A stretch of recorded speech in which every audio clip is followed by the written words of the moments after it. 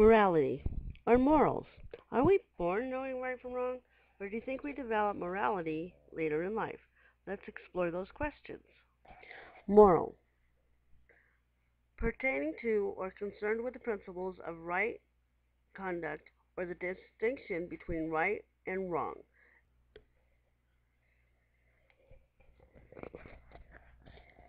There have been many theories in the moral development by professionals in the field of psychology. The main experts of early childhood development theories also cite stages of moral development, and they've tried to answer the four dominant questions. How do people reason or think about moral decisions? How do people behave in moral situations? How do people feel about morals? And what makes up a person's moral personality? Piaget, the famous Swiss psychologist, understood there are two basic stages in the moral development with a stage of transition in between.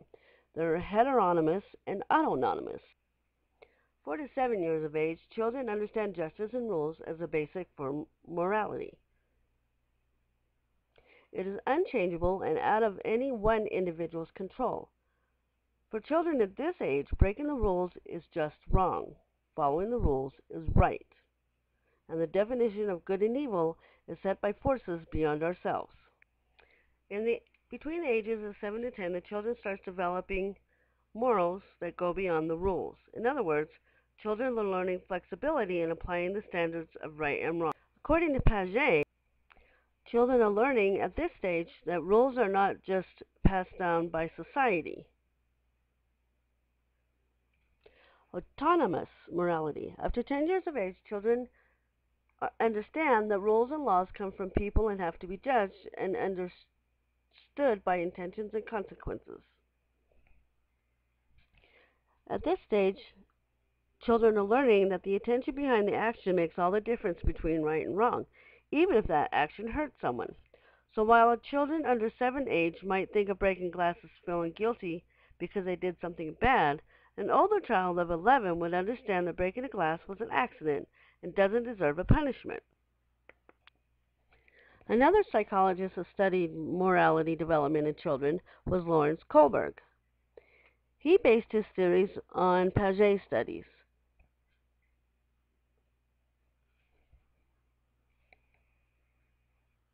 But after 20 years of studying children, he came up with a theory that there's 3 levels and 2 stages in between moral development.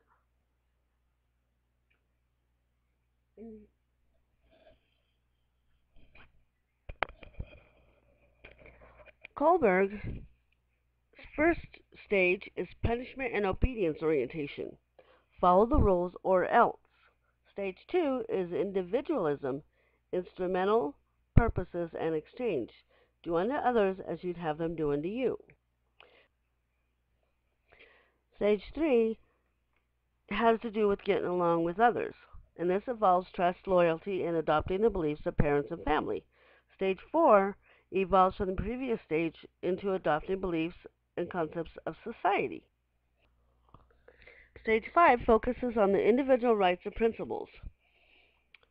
People see morality from this level and understand that rules of laws and values are to protect every individual. The last stage of Kohlberg's morality stages comes when people grasp the idea that human rights should be universal. Other theories of morality were developed by Bandura, which is social cognitive, and psychoanalytical theory by Sigmund Freud. No matter what the theory of moral development, the concepts of right and wrong are always involved in certain groups and ideas. They are moral behavior, moral feelings, moral personality, prenatal upbringing, educational training, and religious or spiritual training. Let's look at moral behavior. Children learn right from wrong by watching parents or other role models in their society. They get to see good behavior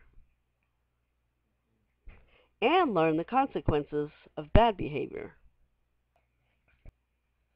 We feel good when we do something right and bad or guilty when we do something wrong. This is moral feelings. How do we feel when we obey morality or violate our conscience? Moral personality. Moral ideas we commit to in life, and moral people we follow as examples. This consists of our moral identities and ideas, and they come from people that we look up to or follow as examples of our moral concepts. We also learn through our parental upbringing, the people around us, and what they teach us is right and wrong. And of course, we learn from our schools and how we train the children to share and take turns and act as protectors or mentors for younger children. And then, of course, we learn by our spiritual training, our religious or our synagogues. Children are urged to serve God and others by making good moral choices.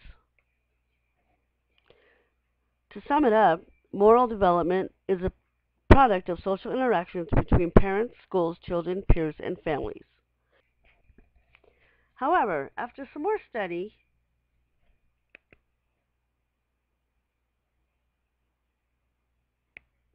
and research, I found a study at the Yale University that suggests children were born with a sense of right and wrong.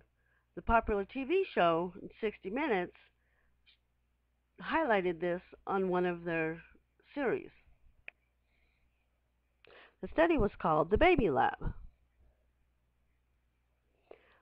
The conclusion from the ongoing study shows us that children are born with moral instincts for good and evil.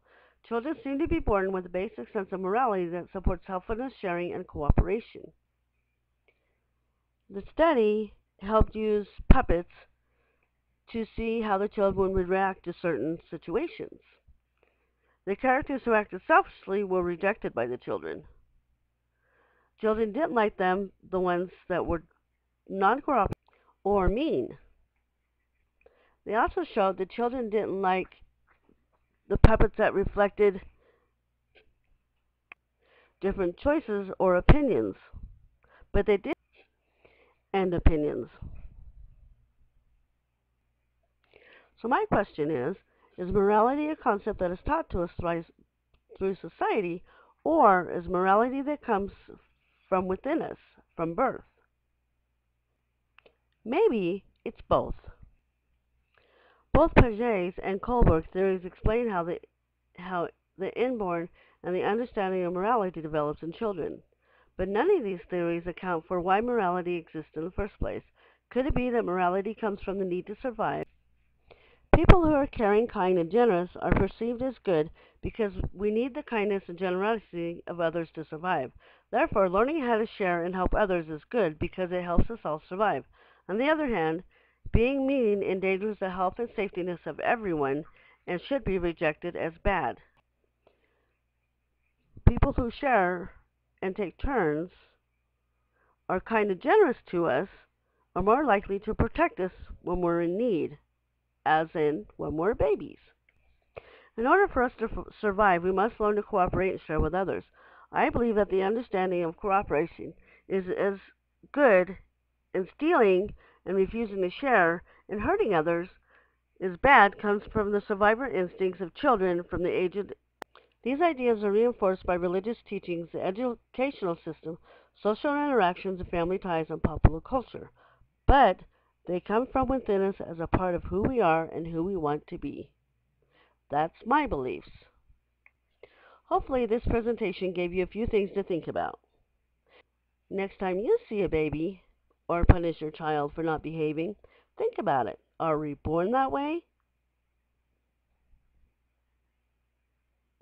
Or do we need an adult to show us how to behave? You think maybe it's both? I do.